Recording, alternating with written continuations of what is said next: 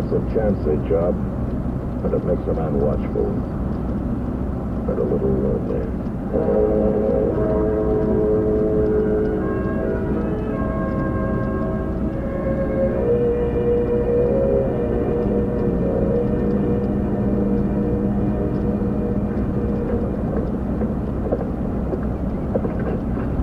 The horses are all saddled up and out front. All right, Chester, I should be back late Wednesday or early Thursday.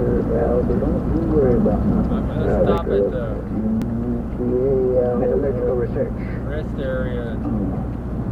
But Brandon Gordon said it is Exit dangerous. round out syndicate has put a price on your head. carrying on. Syndicate, the silver syndicate in San Francisco. You know, all those millionaire fellows who own the mines. The old men fellas. Well, possibly want you dead.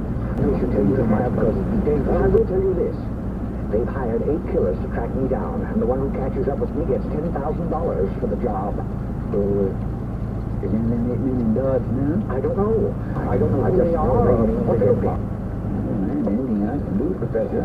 Thank you, son. And I just want to say, keep your gun close by, because the welfare of your country